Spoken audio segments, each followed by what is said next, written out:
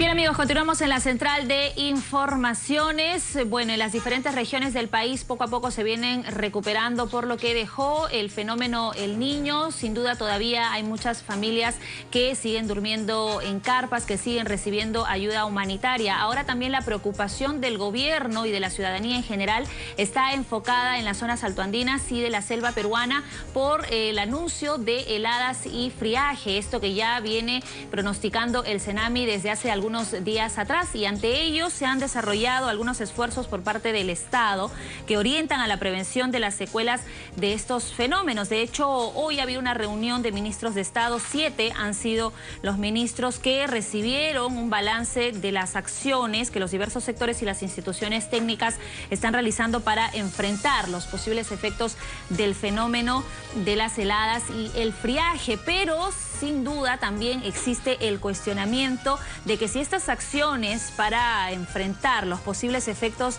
de las heladas y el friaje se están desarrollando a tiempo, ¿no? Para prevenir escenarios lamentables como lo que ocurrió en el fenómeno El Niño, que tanto se cuestionó de que no se tomaron las medidas preventivas a tiempo y que por eso tuvimos que lamentar muchos decesos, pérdidas materiales, la gente en la calle, y que no tienen cómo superar esta situación tan complicada. Va a pasar lo mismo ahora con este efecto o con este fenómeno climático ya anunciado. Vamos a conversar sobre ese tema con Silvana Huanqui. Ella es economista y profesora de la Escuela de Gestión Pública UP. ¿Cómo estás? Bienvenida. Gracias, Catherine, por la invitación. Bueno, todo este preámbulo mencionado tiene que ver con las acciones que ya está anunciando el gobierno que va a adoptar a propósito de las heladas y del friaje. Para empezar, ¿tú crees que esto que se está anunciando, estas medidas preventivas, estos comités que están desarrollándose ya para enfrentar estos posibles escenarios y lamentables pérdidas, se está desarrollando a tiempo? Bueno, en realidad uno de los temas que hay que notar es que este gobierno, el plan de este gobierno, ellos tienen, digamos, el gobierno cuenta con un plan nacional para combatir las heladas y el friaje desde el 2012. Es un plan anual que aprueban año a año. Ajá. Este plan del 2017, que ha sido aprobado recién el 3 de mayo, hace poco, cuenta con medidas de prevención, junto con las medidas de reacción que típicamente han estado abarcando los ministerios, ¿no? Por ejemplo, los kits para, digamos, arma de frazada, por ejemplo, la vacunación, tambos, etcétera. Claro, los tambos es otro tipo de alternativa que busca precisamente proveer esos servicios en las zonas donde se están enfrentando ese tipo de situaciones como las heladas, ¿no es cierto? Entonces, son medidas que de alguna forma se pueden considerar como reactivas, como de reacción, más que de prevención. Hay que considerar de que cuando empiezan las heladas, el enfriamiento empieza apenas acaban las lluvias, es decir, a partir de abril ya estaba empezando a bajar la temperatura. Y eso se extiende hasta agosto. Pero el fenómeno de las heladas en sí ocurren entre abril y junio. Es más, obviamente, digamos, estamos pasando por un proceso donde Senami ya nos dijo de que está pasando por heladas desde hace 2 semanas. Y el plan ha sido aprobado el 3 de mayo. Entonces, ¿qué quiere decir? De que si bien hay un nuevo enfoque más preventivo, me parece que todavía no existe esa lógica de mirar a mediano o largo plazo. Este enfoque tiene que ser multianual. Es decir, no puede ser año a año. Estamos hablando de un presupuesto que se va a ejecutar durante ese año para unas heladas que empiezan en abril o en mayo. Entonces, tenemos que hablar las medidas que está adoptando el gobierno están siendo a corto plazo y de forma paliativa, digamos, de alguna manera. De cierta forma, sí. Digamos, este enfoque puede haber cambiado con los últimos 2 planes, especialmente con este plan, donde ya se puede ver medidas. Por ejemplo, una de las medidas más importantes, creo que estamos hablando de las casas calientes, es decir, tratar de utilizar tecnología que pueda mantener las casas de los distritos, de las familias que viven en distritos por arriba de los 3.500 calientes. Entonces, hay tecnologías que existen. Por ejemplo, el año pasado, unos chicos de la Católica desarrollaron una tecnología que permite una circulación del aire que mantiene la casa caliente durante la noche. Entonces, creo que esta tecnología la está utilizando el gobierno este año, ¿de acuerdo? O, ¿ya por ejemplo, hay familias que se están beneficiando? Existen,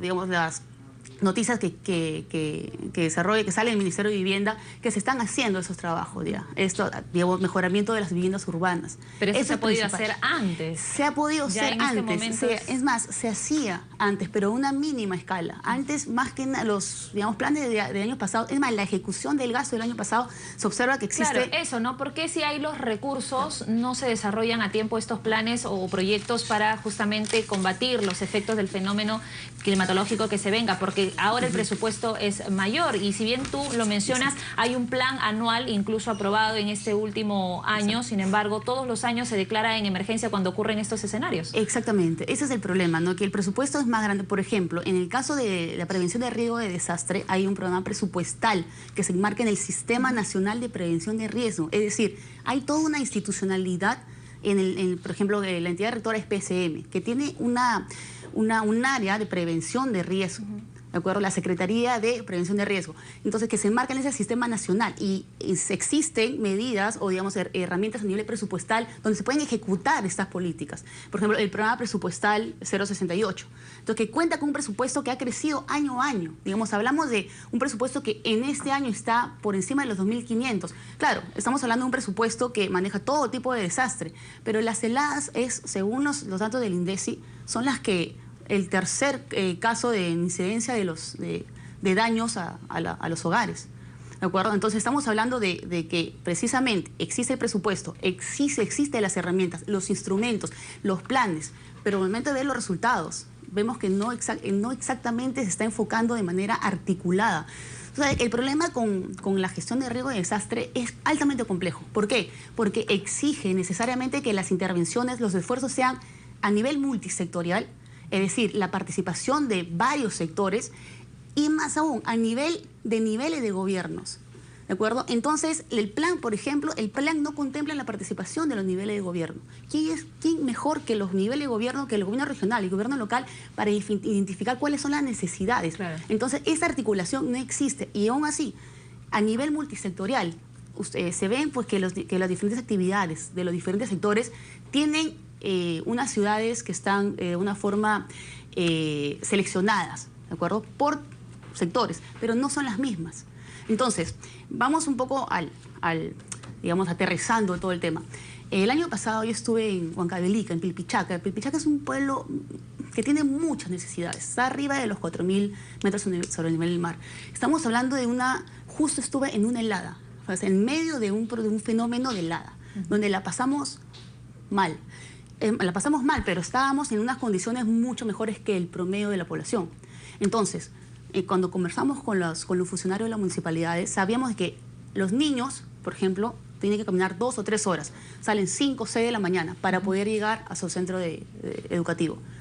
Niños de 5, 6, 7 años que caminan durante 2 o 3 horas en medio de una helada a la hora donde la helada es más crítica.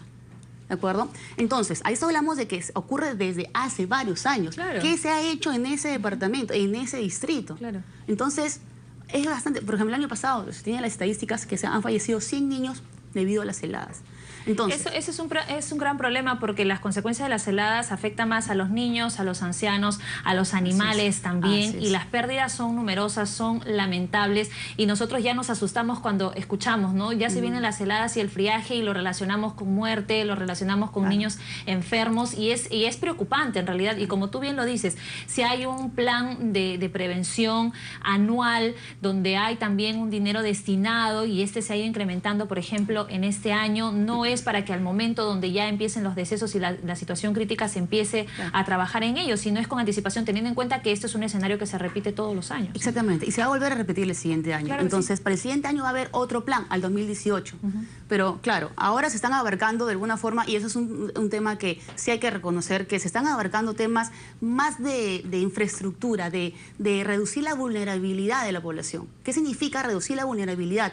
Que las personas no dependan necesariamente de los kits de emergencia, que no dependan, por ejemplo, de las atenciones de emergencia, sino que puedan ser menos vulnerables a una helada del siguiente año, por ejemplo, haciendo estos sistemas de esas tecnologías para mantener las casas calientes o digamos, fortaleciendo los centros de salud que están en los distritos. Son muchas veces en estas zonas donde el Estado casi no llega, hay puestos de salud con atención de primer nivel. Un niño año y medio que tiene neumonía y encima desnutrición crónica infantil, no lo puedes atender solamente con las pastillas o los medicamentos que son escasos en ese tipo de lugares. Tiene que tener una atención mayor, más especializada. Entonces, esas son las cosas que tiene que ver el gobierno, ¿no? ¿Cómo hacemos a la población menos vulnerable a las heladas el siguiente año? Se está tratando de enmarcar toda esta lógica en los planes y en los... Incluso ahora el plan se llama Antes Perú, si no me equivoco. El plan, es decir, es un plan de prevención mirando futuro. Ya no es un plan de atención. Eso es un tema importante, pero lo que aún falta es que este plan pueda relacionarse con un cálculo de brechas, de brecha de las poblaciones para poder determinar cuáles son esas necesidades que hay que cubrir. Esos datos no existen, o por lo menos existen, no están publicados. Entonces, y esta lógica te va a obligar a mirar con un horizonte multianual para gradualmente cerrar esas brechas. Y que se llegue a las zonas más recónditas, a los lugares menos atendidos, que es lo que suele ocurrir, ¿no? Cuando ha pasado el fenómeno del niño costero, hemos escuchado, la prensa normalmente ha llegado a esas zonas olvidadas donde realmente la situación es caótica y donde la gente reclama que sus autoridades por las que ellas votaron no han llegado hasta ahí.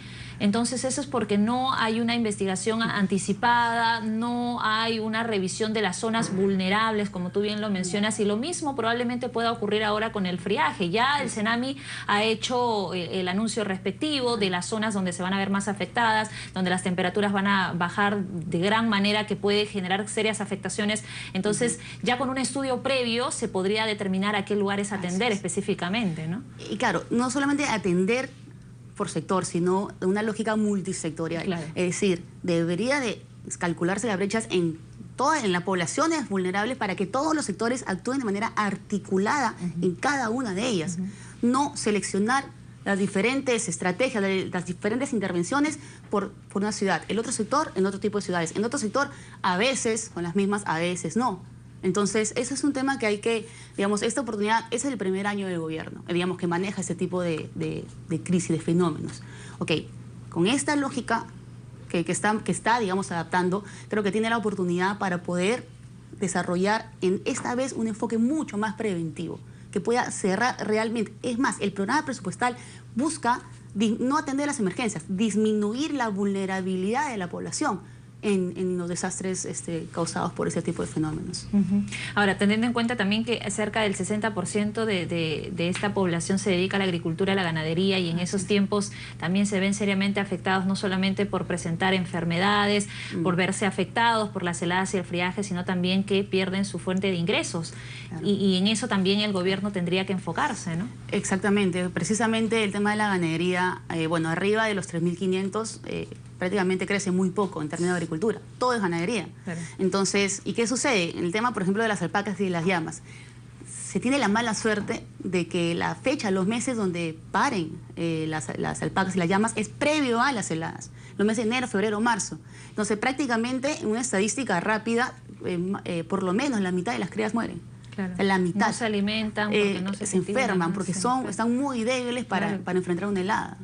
Es terrible. Bueno, existe escasa previsión respecto al alcance de estos fenómenos. Es algo en lo que ya el gobierno está anunciando que se está trabajando y evidentemente tiene que haber una supervisión al respecto. Por ejemplo, la Contraloría ha dicho que va a supervisar toda la ejecución del plan que se está desarrollando para heladas y friajes. ¿Cómo ves tú el trabajo que ha venido enfocando la Contraloría en torno a este tema?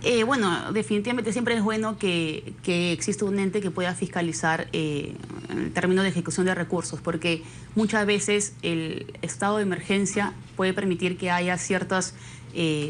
un mal uso de esos recursos, ¿no es cierto? Dado que ha pasado, dado que se abren, digamos, las puertas para que puedan pasar por debajo de todos los sistemas que existen. Entonces, eso es bueno, pero más que nada, más que la Contraloría, quien debería estar detrás de alcanzar esos objetivos es el mismo PCM, establecer indicadores claros, indicadores que sean concretos, sobre la base de qué, de la población vulnerable, que existe la población afectada, que existe, y dejar de tomar el tema de las heladas como una...